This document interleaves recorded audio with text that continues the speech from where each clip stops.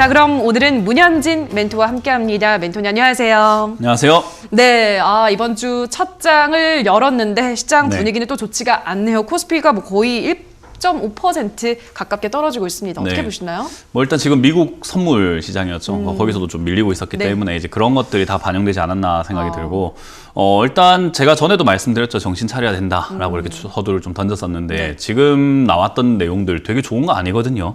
그러니까 미국이 테이퍼링 서두른다, 그리고 금리 인상을 한다, 이런 이야기들은 신흥국이라든지 그리고 우리나라와 같은 약간 어중간한 경제 지위를 갖고 있는 국가들은요 조금 빠르게 금리를 올라갈 수밖에 없는, 그로 인해서 이제 또 환율도 요동칠 수밖에 없다 생각을 하는데, 이 환율이 굉장히 문제입니다. 우리가 환율이 오른다라고 하면은 우리나라는 수출 기업이 많으니까 오히려 수혜 아닌가라고 생각하실 수 있거든요.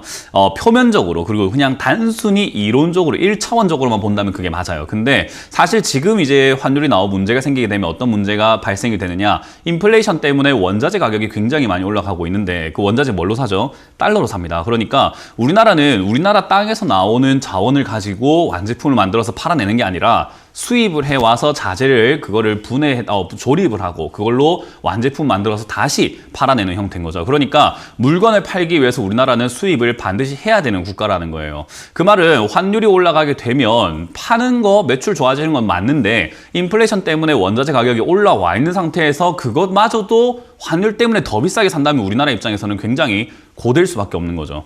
이제 그런 형태로 상당히 안 좋은 악재가 많이 생길 수밖에 없는데요. 그러면 완제품을 팔아내는 대기업들, 삼성전자, LG전자, 그리고 SK하이닉스, 현대차와 같이 우리가 알고 있는 제일 최종 마지막 보스라고 할까요? 최종 보스와 같은 그런 대기업들을 팔아내기만 하면 되니까 큰 문제는 없지만, 아래쪽에서 그 기업들에게 부품을 납품하는 입장에서는 괴로울 수밖에 없는 거죠. 왜? 수입을 해와서 만들어서 대기업에 납품을 해야 되는 하청업체들이 지금 죽어나갈 팔자인 거예요. 그렇기 때문에 지금 여러분들이 재무제표를 조금만 관심 가지고 보시면 아실 수 있는데요. 올해 상반기까지는 흑자가 나고 있다가 중반기부터 해서 적자가 나기 시작하는 기업들이 굉장히 많아지고 있습니다. 대부분 다 하청을 하고 있는 부품업체들인데요. 자동차 부품, 반도체 부품, 그런 기업들이 지금 굉장히 힘들어질 수밖에 없는 상황에서 주가만 급등되어 있는 경우들을 많이 보실 수가 있을 거예요. 그러니까 테마주로 급등되어 가지고 거품만 만들어져 있는 거죠.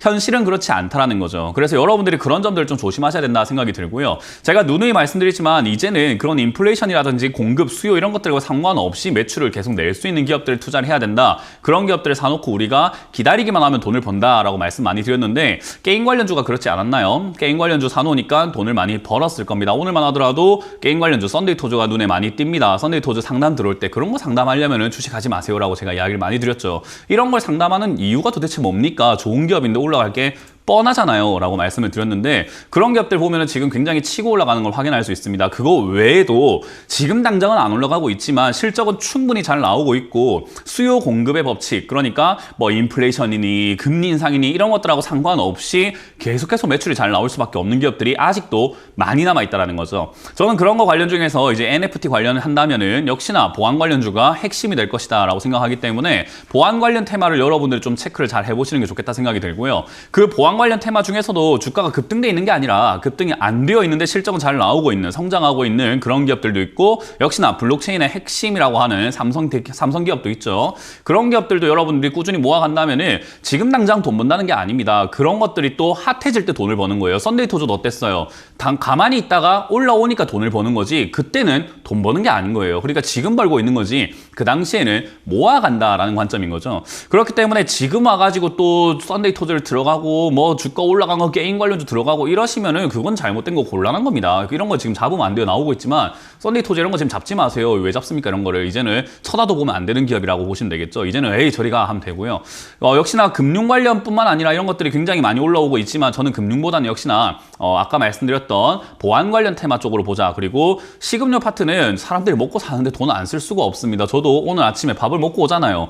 제가 지금 경기가 안 좋다고 해서 밥을 굶겠습니까? 결국 뭐라도 먹어야 되지 않겠습니까? 않겠습니까? 그 말은 경기가 좋고 나쁘고를 떠나서 사람들은 먹는데 돈을 쓸 수밖에 없고요. 그 식음료 파트는요, 지금 전 세계적으로 식량난이 와 있기 때문에 사실 그런 부분들이 지금 당장 이슈가 안 되고 있어가지고 주가가 안 올라가고 있는 것이, 이슈가 되는 그 순간 언제 또 어떻게 올라갈지 모릅니다. 그때 또 살 겁니까? 비싸진 거를? 지금 사놔야죠. 사놓고 모아가야 된다는 거죠. 그 말은 지금 지수가 떨어지는 거랑 여러분들이 돈 버는 거랑 아무 상관이 없습니다. 지수가 떨어지는 것은 지금까지 올라온 기업들이 빠지는 거예요. 그럼 지금 올라와 있는 기업만 안 갖고 있으면 되는 거 아니겠습니까? 여러분들은 떨어져 있는 기업들만 잡아놓기만 한다면 지수가 떨어지든 어떻게 되든 올라가는 일만 남은 거고, 그 기업들이 돈까지 잘 번다면은 금상첨화 아니겠습니까? 그런 것들을 여러분들이 생각한다면 사실 지금 지수 올라가든지 내려가든지 크게 중요하지 않다는 거고요. 지금 여러분들에게 발등에 불똥 떨어졌다 할 만한 그런 상황을 내가 올라와 있는 종목을 잡았는데 어떻게 해야 되나요? 이런 분들이겠죠. 그런 분들은 사실 지금 종목을 잘 정리하는 수밖에 없는데 그거 여러분들이 하기가 힘들잖아요. 그러니까 전화를 주셔가지고 여러분들이 좀 파악을 해야 되고요. 일단 지수는 제 생각엔 2,900포인트를 무너뜨리고 내려갈 가능성이 전 커 보이니까 그런 점들을 참고하셔가지고 지금 역시나 현금화 포인트라는 것을 여러분들이 명심하시고, 올라온 기업 제발 사지 마시고 내려와 있는 기업 사놓고 천천히 두 다리 뻗고 주무시면 된다라는 전략을 드려보도록 하겠습니다. 네, 어수선한 시장인데 2,900포인트 코스피는 깰 수도 있다는 점 염두에 두셔야 된다 설명을 해드렸고요. 이렇게 좀 어려운 시장에서는 NFT 관련주 중에서도 보안주 눈여겨보시고 식음료주도 꼭 챙겨보시라는 설명 전해드렸습니다. 실적을 꼭 체크하시면서 요즘 시장은 대응을 해나가야 될 것 같네요. 자, 그럼 저희는 유튜브 상담으로 넘어가 보도록 할게요. 첫 번째 댓글은 펄님께서 올려주셨습니다. 현대해상 25,300원에 15%. 금융주 잘 가는데 돈도 잘 버는 기업인데도 안 가는 이유가 뭘까요? 라고 하셨거든요. 조정을 좀 받고 그래도 최근엔 올라오고 있긴 하던데, 금융주를 근데 좀 안 좋게 보시잖아요, 저 멘토님은. 네, 이제 시각이 조금 다를 수 있을 것 같아요. 네. 금리가 올라간다 하면은 금융주가 좀 수혜를 보지 않을까라고 보는 게 많이 맞긴 생각하죠. 해요. 예. 네, 근데 그게 이론적으로 맞아요. 그러니까 아까 말했던 환율이 올라가면 우리나라는 수혜지 않을까. 하지만은 수입을 해서 가야 된다고 생각하니까 이거 안 좋구나가 되는 거죠. 그런 것처럼 금리가 올라가면 어떨까라 했을 때 지금은 좀 신용이 좋거나 자산이 많거나 재무가 좀 탄탄한 분들의 대출보다는 그렇지 못한 사람들의 대출이 훨씬 더 지금 많은 상황인 거죠. 그런 상황이기 때문에 금리가 올라가면은 이자가 많이 받으니까 좋겠다는 그 생각과 함께 동시에 부작용, 부채. 그러니까 부채를 갚지 못하면 어떡하지? 그러니까 이자가 좀 밀리게 되면 전부 다 부실채권 되거든요. 부실채권으로 돼버리면은 금융주 입장에서는 자산에 손실이 생기는 거예요. 그렇죠. 그러면은 예대마진 생각은 못 하는 것보다 지급 준비를 생각을 해야 되고, 그러면 돈을 어디서 마련하지? 계속 이렇게 악순환에 빠지게 되거든요. 그런 상황이라서 저는 금리가 올라가는 게 단기적으로는 괜찮아 보이고 단기적으로는 주가 상승의 모멘텀이 될지 모르겠습니다만은 중장기적으로 봤을 때는 지금 탄탄한 상황은 아니기 때문에 조금 금융주는 조금 더 지켜보고 투자해도 늦지 않다라고 생각을 하거든요. 왜냐하면 그 외에도 투자해서 돈 벌 기업들 많이 있으니까요. 그래서 저는 그런 관점에서 볼 때 현대해상 지금 당장에 당장은 나쁜가라고 하면은 당장은 아닐 거라고 생각합니다. 그래서 지금 당장은 26,000~27,000원까지 올라갈 수 있으나 지금 올라오고 있는 요 상승세가 끊기게 된다면은 저는 계속 바닥에 23,000원대 머물 거라고 봐요. 그러니까 큰 손실이 이어지지 않는다고 하더라도 저는 기회비용이 아깝다라는 거죠. 제가 말씀드렸던 것처럼 실적은 좋은데 앞으로 인플레이션이라든지 금리라든지 이런 거 상관없이 올라갈 수 있는 기업들 되게 많은데 이걸 가지고 겨우 횡보하거나 겨우 바닥을 기어다니고 있다면은 다른 거 올라가는 걸 배아파할 수밖에 없는 거예요. 그래서 저는 이거를 기회비용 면에서 투자할 가치가 있느냐? 저는 없다고 생각합니다. 그래서 저는 개인적으로 사실 오늘이라도 가능하시다면 종목 교체 의견을 좀 드려보도록 하겠습니다. 네, 다음 댓글 보도록 할게요. 이번에는 가언님께서 올려주셨습니다. IMBC 4,800원에 10% 계속 가져가도 되나요? 아니면 손절가를 부탁드립니다. 라고 하셨는데요. 지금 4,580원이니까 뭐 크게 손실이 보는 구간은 아니긴 한데 계속 가져가도 될까요? 네, 일단 2대1에서 MBC를 논하는 게 참 아이러니한데요. 일단 개인적으로는 이제 공영방송이죠. MBC, SBS, 그렇죠. KBS 이런 쪽은 좀 힘이 없을 거라고 생각을 합니다. 왜냐하면 요즘에 이제 그런 쪽의 컨텐츠, 물론 지금 다른 놀면 뭐하나 이런 이야기들도 있고 그런 여러 가지 컨텐츠가 있지만 예.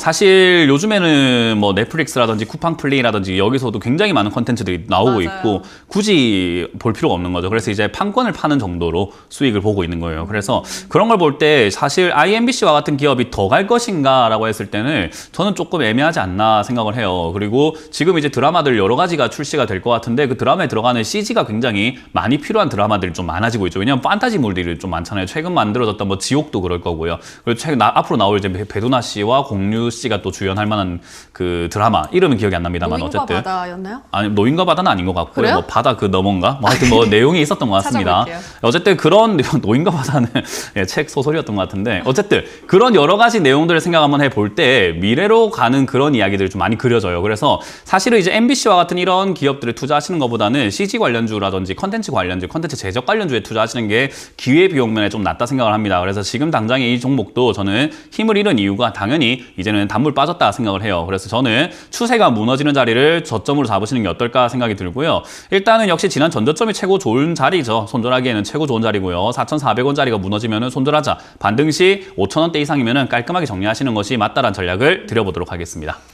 네, 그리고 고요의 바다였네요. 노인의 바다가 아니라 바다는 맞았습니다. 네, 고요하네요. 네. 자, 다음 댓글 보도록 할게요. 이번에는 차승현님께서 펩트론 14,100원에 10% 본전이 올까요? 오랜 시간 마음고생 중입니다. 추가 매수를 해야 될까요? 라고 하셨는데요. 어떻게 생각하세요? 네, 펩트론은 앞으로 들고 가면 더 마음고생하실 수밖에 없을 것 같습니다. 지금 이제 14,000원에 매수하신 거는 본인의 매수가라서 이제 괴로운 거고요. 네. 사실 이 기업만 객관적으로 놓고 본다면 회사 진짜 안 좋아요. 이런 기업을 산 거 자체가 내가 고생하고 싶다라는 것을 어디에 티내는 거죠. 그래서 우리가 지나가다가 또는 주식하는 사람들끼리 만났을 때 나 펩트론 주주야 하면은 야, 저 사람은 원래 고생하는 걸 즐겨하는 사람이구나. 그렇게 생각하는. 그러니까 조금만 알면 이런 투자 안 하는 거죠. 그러니까 기업이 이렇게 적자가 나고 있고 뭐 치매 관련주네 신약을 만드네 뭐 펩타이드를 하네 어쩌고 다 필요 없으면 돈을 벌어야죠. 요즘은 제약 바이오는 어차피 개발하는 거고 신약 개발하는데 돈을 쓰니까는 돈 못 벌어도 돼. 그거 옛말이고요. 그건 2017년에 했던 이야기죠. 2017년에 그런 기업들 잡았다가 상장 폐지가 되거나 또는 지금 굉장히 고통스러워 하시는 분들 굉장히 많죠. 제약 바이오도 실적이 나오는 기업에 투자를 하셔야 됩니다. 지금은 이런 기업들은요. 역시나 소문이 없다면 올라갈 수가 없어요. 근데 소문이 있을지 없을지 그리고 하고 있는 약의 임상 결과가 좋을지 안 좋을지는 아무것도 몰라요. 그러니까 완전히 뭐 아니면 도 긁지 않은 복권이 될 수도 있고 아니면 긁었는데 꽝일 수도 있는 그런 내용인 거죠. 그래서 이거는 내년까지 간다 하더라도요. 어떻게 될지 알 수가 없어요. 한 치 앞을 알 수가 없다는 거죠. 그래서 저는 이런 기업은 들고 갔을 때 반등 나오면 바로 탈출하는 것이 맞는 거지 장기 투자하겠다, 추가 매수하겠다 이런 거는 조금 자제해야 되지 않을까. 이건 더 이상 추가 매수는 의미가 없다라고 보시면 되겠고요. 이런 기업 잡은 것 자체가 아주 크나큰 실수다라는 것을 인정하시고 더 이상 일을 키우시지 않으시고 반등 나오면 12,000원, 13,000원대에서 바로 비중을 줄여내시면서 깔끔하게 정리하시는 게 어떨까라는 전략을 드려보도록 하겠습니다. 네, 자 이렇게 실시간으로 여러분의 고민 해결 도와드리고 있습니다만 저희가 방송에서 전해드리는 내용은 투자 판단에 대한 조언일 뿐이라는 점 유의해 주시고요. 코스맥스 13만 1,000원에 15% 어떻게 해야 할지 모르겠어요. 혼 좀 나야겠죠 라고 하셨는데요. 코스맥스가 오늘 10% 급락하고 있습니다. 아무래도 중국 법인을 따로 상장시킨다는 게 악재로 작용하는 것 같은데 어떻게 해야 될까요? 역시 악재가 될 수는 있겠죠. 예, 이제 물적 분할하고 거의 뭐 비슷한 맥락으로 보면 되거든요. 그래서 저는 화장품 업종은 아모레퍼시픽이 낫다. 라는 이야기를 계속 많이 드리고 네. 또 한국 이야기 들어가는 거. 한국 콜까지만 드리면 예. 대충 알겠죠. 네. 그런 거가 훨씬 낫다라고 말씀드리는 게 탄탄하거든요. 근데 코스맥스와 같은 이런 기업들을 매수했다. 그리고 주가가 올라왔을 때 유상증자하는 기업들은 전 좋게 안 봅니다. 그래서 이런 기업들을 13만원에 들고 있었다는 것 자체가 좀 패착이지 않았나 생각이 들고요. 당장은 지금 손 쓰지 않으셔도 괜찮을 것 같아요. 화장품 업종은 제 생각에는 식음료 파트랑 비슷하게 내년에 올라올 거라고 보거든요. 그 말은 지금 모아가려는 관점인 거고 아무래도 한국콜마든 올라가기 시작할 때 아마 11만 원대까지는 반등 나와줄 거라고 봅니다. 그때 조금 손실은 나겠지만 정리하고 나오시는 게 어떨까라는 전략을 드릴 수가 있겠고 지금은 그냥 가지고 가자라는 전략을 드려보겠습니다. 네, 알겠습니다. 자, 여기까지 오늘도 많은 분들의 상담 도와드렸습니다. 오늘도 꼼꼼한 상담 도와주신 멘토님과 먼저 인사를 나누도록 할게요. 멘토님 고맙습니다. 네, 고맙습니다.